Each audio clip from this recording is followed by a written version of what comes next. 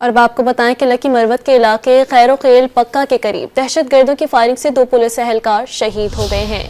Police के मुताबिक दोनों एहलकार डाक ड्यूटी पर तैनात थे और मोटरसाइकिल पर डाक लेने जा रहे थे।